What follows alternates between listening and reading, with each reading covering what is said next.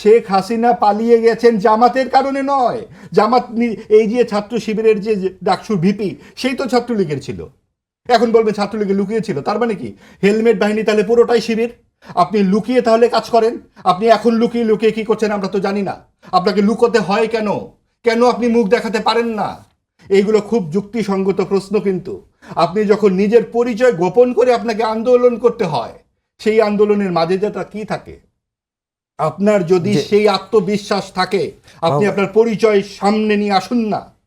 আপনাদের এই জায়গাগুলোকে ক্লিয়ার করতে হবে। আপনি আপনার সময় বলবেন, আপনি আপনার অবশ্যই জনগণ বলবে। সরলমতি জনগণকে ধর্মের নামে বিভ্রান্ত করা যাবে না। এটাই সাম্প্রদায়িক রাজনীতি। সেই সাম্প্রদায়িক রাজনীতির বিরুদ্ধে উনি বললেন অসাম্প্রদায়িকতা ভারত থেকে আবিষ্কার করা। ভারত থেকে আবিষ্কার করতে হবে কেন? ভারত তো হিন্দু রাষ্ট্র, তাহলে তো আমরা হিন্দু রাষ্ট্র হতাম। পাকিস্তান থেকেও আমাদের মুসলমান রাষ্ট্র আবিষ্কার করতে হবে না।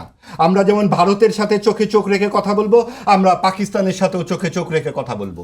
এবং ওই শিক্ষাটি দেয় আমাদের মুক্তিযুদ্ধ, ওই অসাম্প্রদায়িকতা। একটি মাত্র দেশ, যেই দেশ ভাষা থেকে হয়েছে, বাংলা ভাষা, সেখানে আমাদের এই উর্দু লাগেনি, হিন্দি লাগেনি।